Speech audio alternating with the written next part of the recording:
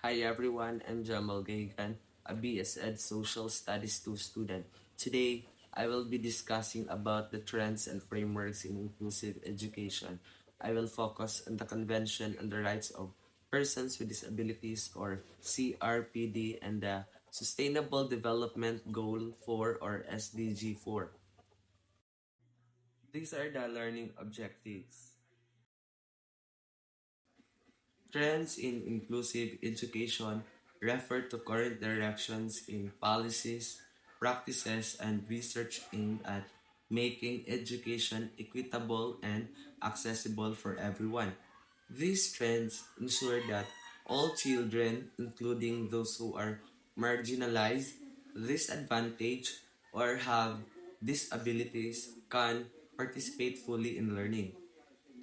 A framework in inclusive education provides structured approach for schools, teachers, and policymakers to organize teaching, resources, and community support to achieve inclusive and equitable learning for all.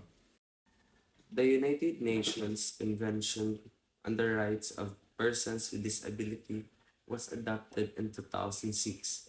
It is an international agreement that protects the rights and dignity of persons with disabilities. This convention promotes equal participation in society and emphasizes that persons with disabilities should have the same opportunities as others, including access to education. Article 24 of the Convention focuses specifically on education.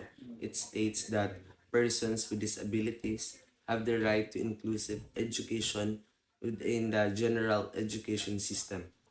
This means that learners with disabilities should not be excluded from regular schools. Instead, schools should provide reasonable accommodations and support services to help them learn effectively. Article 24 also highlights the importance of lifelong learning, ensuring that education is accessible at all levels.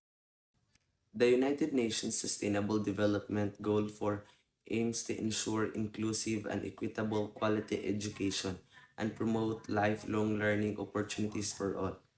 This goal recognizes education as a key factor in improving lives and building sustainable societies. Despite global progress, many learners, especially those from marginalized groups, still lack access to quality education. Sustainable Development Goal 4 focuses on inclusion and equity. It ensures that education is accessible to everyone regardless of gender, disability, location, or socio-economic background. It also emphasizes lifelong learning, meaning education should continue beyond basic schooling. Importantly, learner diversity is seen as a strength rather than a problem. The Convention on the Rights of Persons with Disabilities and Sustainable Development Goal 4 are closely connected. The Convention provides a right-based approach, ensuring legal protection and inclusion for persons with disabilities.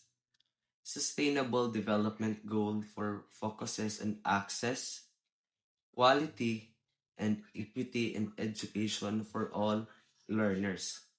Together, they support inclusive education by guiding policies, school practices, and teaching approaches. Teachers and schools play a very important role in inclusive education. They are responsible for removing barriers to learning and providing support to all learners. Teachers help promote respect, acceptance, and diversity in the classroom. Schools also implement inclusive policies and practices to ensure that every learner feels valued and supported.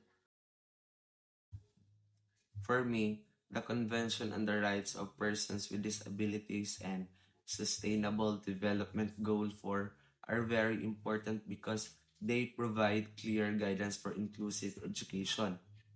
Their strength lies in promoting fairness, equal opportunities, and lifelong learning for all learners. However, there are still challenges such as limited resources, lack of training, and difficulties in implementation in some schools. Despite these challenges, there are opportunities to improve through better teacher training, stronger school policies, and learning environments that value diversity.